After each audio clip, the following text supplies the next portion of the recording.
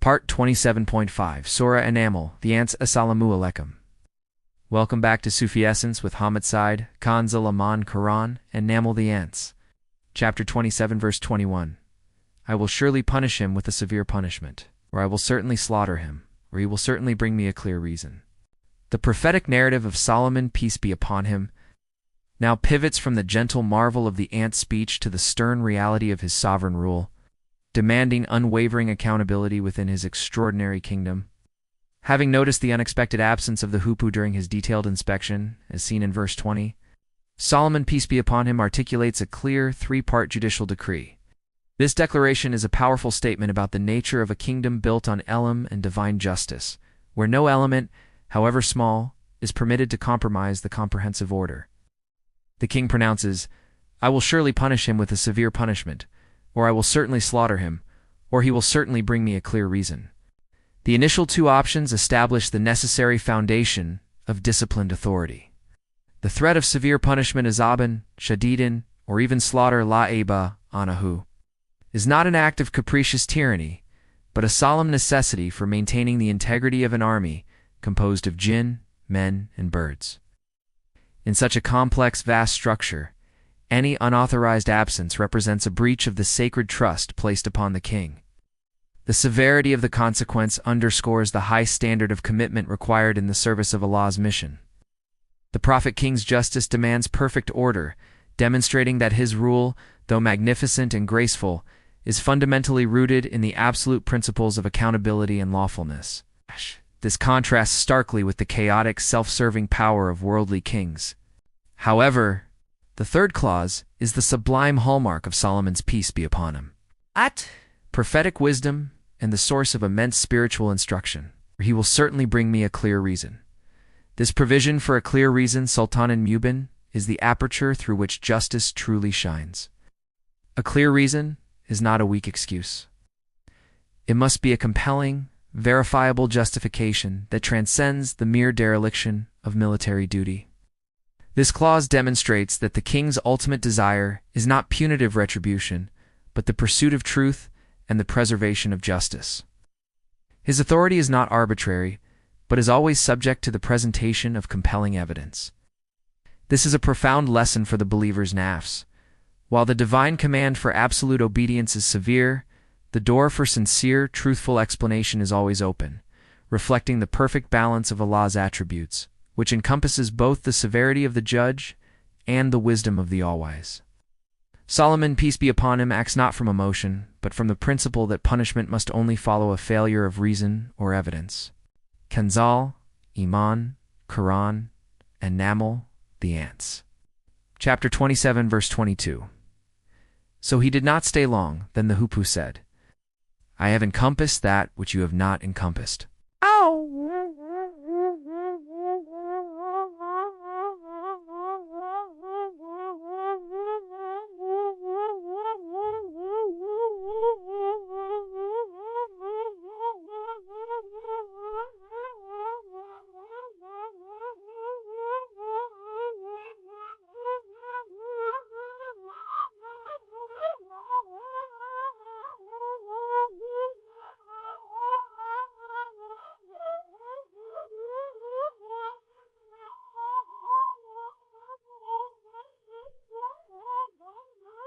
Whale deride. I'll growl. The response to the king's challenge is immediate and stunning, elevating the seemingly trivial matter of the birds' absence into a moment of momentous geopolitical and spiritual revelation. So he did not stay long, indicating the swiftness of the hoopoe's return, suggesting either its close proximity or the urgency of the matter it pursued. The hoopoe, facing the king's life-or-death ultimatum, offers an audacious, profound defense that serves as the clear reason required. It begins with a claim of superior perception. I have encompassed that which you have not encompassed. This is not insolence. It is a declaration of revealed fact. It is a stunning, gentle reminder to Solomon, peace be upon him, the prophet with unmatched ilm, that no created being, regardless of their gifts, possesses absolute knowledge. The hoopoe's statement beautifully reinforces the theological reality that only Allah is the all-knowing, and that the vastness of creation contains infinite secrets, sometimes revealed through the most humble of entities. This moment safeguards the king's heart, his kalb, from any subtle infiltration of pride, reinforcing his earlier prayer of dependence. Verse 19. The hoopoe, a mere bird, thus becomes an instrument of divine instruction, a creature that has seen what escaped the magnificent royal vision. The clear reason is then presented, and I have brought you certain news from Sheba. With certainty, this news is defined not as a rumor or an unverified tale, but as certain news nebin yakin, verified crucial intelligence. But the introduction of Sheba immediately shifts the king's focus from internal military discipline to a major external spiritual and political concern. The hoopoe has replaced its offense with an invaluable service, validating its exemption from the decree of punishment. This entire exchange demonstrates Allah's powerful way of orchestrating events, using the hoopoe's dereliction of duty to initiate a chain of events that will ultimately lead to the expansion of monotheism and justice. The ruh of the believer is encouraged by this pattern. The greatest truths often emerge from the least expected channels. Kanz el-Iman, Quran, An-Naml, the ants, chapter 27, verse 23.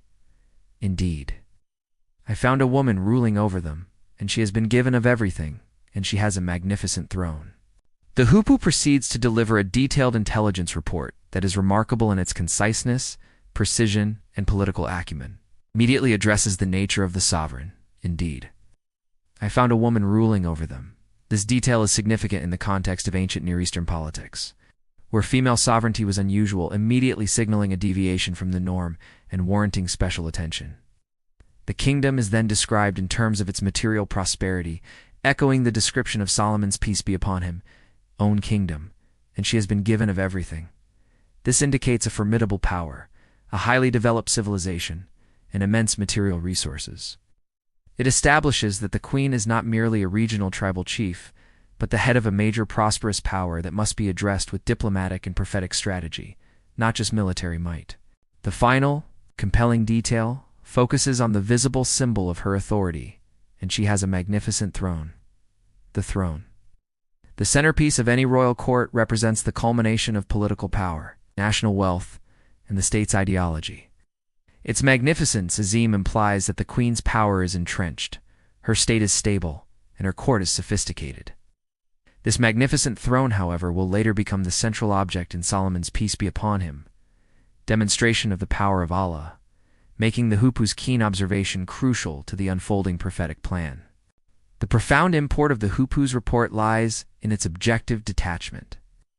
It gives Solomon, peace be upon him, a clear, unvarnished picture of a formidable kingdom that is materially prepared for resistance. This validates the hoopoe's ilm and confirms that its information is indeed certain news. The contrast established between the material splendor and the impending spiritual deficiency, detailed in the next verse, prepares the listener for the crucial mission ahead, where the battle will not be fought with swords, but with the superior, persuasive power of divine Tawheed. The elegance of the report itself serves as a testament to the order and precision that Allah has instilled in all aspects of His creation, even in the speech of the birds. Kanz el-Iman, Quran, An-Naml, the ants. Chapter 27, verse 24. I found her and her people prostrating to the sun instead of Allah, and Satan has made their deeds attractive to them, and so has barred them from the way, so that they are not guided. The hoopoe's report culminates in the critical spiritual assessment, which instantly identifies the fundamental flaw of the Queen of Sheba's kingdom and the urgent reason for Solomon, peace be upon him's intervention. The core spiritual sickness is revealed. I found her and her people prostrating to the sun instead of Allah. This is the devastating sin of shirk associating. Partners with Allah, where the queen and her subjects have elevated a created entity, the sun, to the status of the creator. They are worshipping the light that is commanded by Allah, rather than the ultimate source of all light. Nuras, Samwat, Walarg, the light of the heavens and the earth. This idolatry is the theological root of their spiritual misguidance, placing them in the same fatal error as the people of Pharaoh. The bird then precisely diagnoses the spiritual pathology, and Satan has made their deeds attractive to them, so has barred them from the way. The magnificence of their throne, verse 23. Their wealth and their organized society have become a veil, a form of spiritual self-deception fostered by Satan. Their worldly achievements are rendered attractive zayana in their own eyes, leading them to believe that their material success is a validation of their false religion. This delusion has effectively barred them from the way, fakadahum ani sabili, preventing them from recognizing the clear path of Tawheed. Their spiritual blindness is a direct consequence of their adherence to material success as a measure of truth. The nafs of the entire society is thus corrupted by an arrogance born of wealth. The tragic spiritual consequence is then stated, so that they are not guided. They are lost, not because of a lack of intelligence or resources, but because of a willful or induced spiritual blockade. This diagnosis makes the mission clear. Solomon, peace be upon him, must not fight their army, but their spiritual delusion, demonstrating that the source of his true divine power is infinitely greater than the source of their material sun-based power. The Hoopoe's profound analysis confirms that the spiritual reality is far more important than the material appearance, a core lesson in the Sufi path. Kanzulaman, Quran, An-Naml the ants. Chapter 27 verse 25. So that they do not prostrate to Allah, who brings forth the hidden things of the heavens and the earth, and knows what you hide and what you disclose. The Hoopoe's report concludes with a spontaneous, magnificent act of worship and a powerful theological affirmation, providing the unshakable monotheistic counterargument to the Queen's sun worship.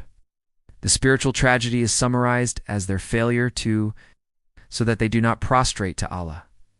The bird then proceeds to describe the true object of worship, citing two profound divine attributes that stand in absolute opposition to the finite nature of the sun.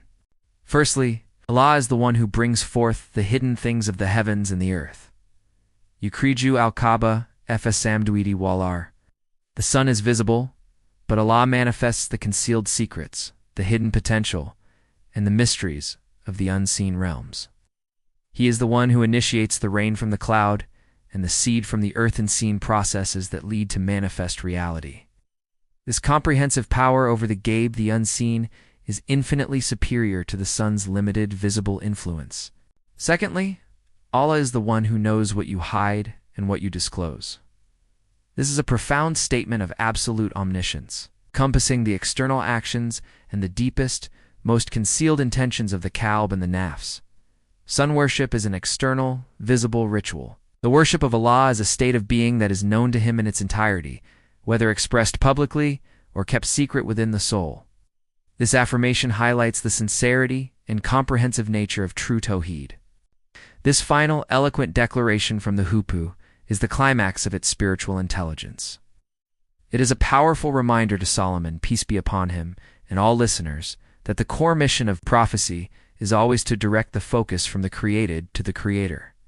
The Hoopoe's spontaneous glorification of Allah seals its claim to superior ilm, confirming that its absence was entirely justified and that Solomon, peace be upon him, just inquiry was an act of divine wisdom.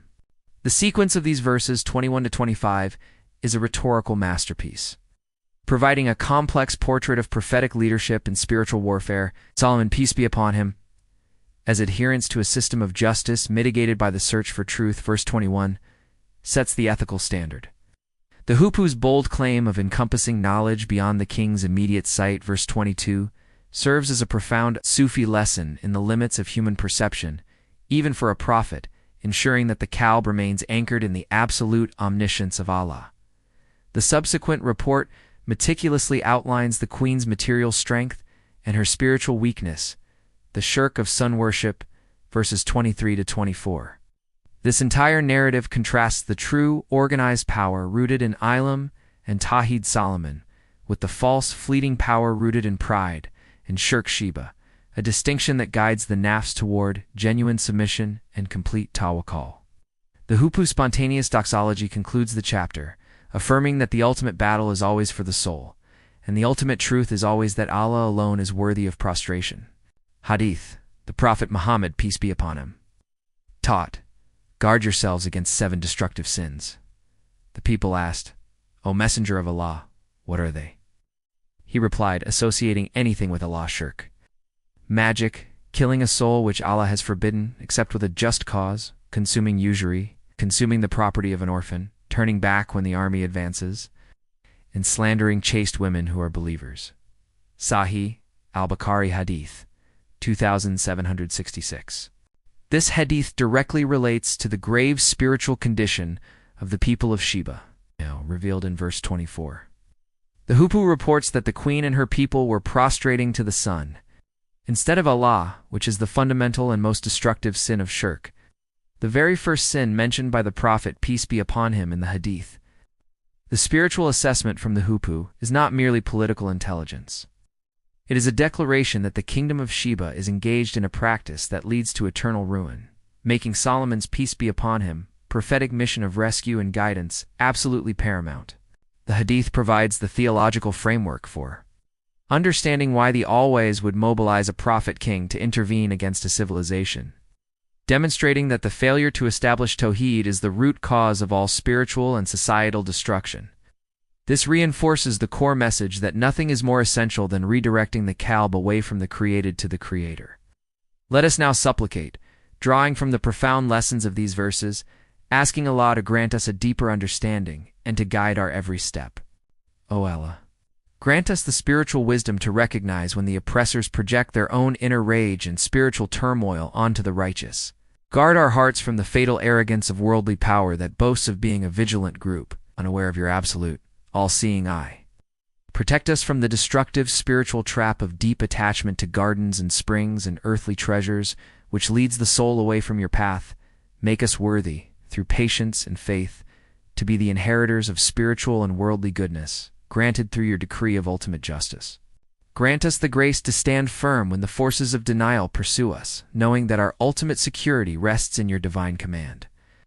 Instill in us the certainty that the end of worldly pursuit is ruin, while the end of faith's journey is the gift of your eternal proximity.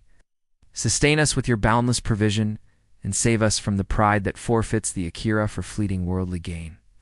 We ask for this spiritual clarity and victory through your magnificent names, Ar-Rahman and Ar-Rahim. May Allah illuminate your heart and mind with the light of this divine ilm.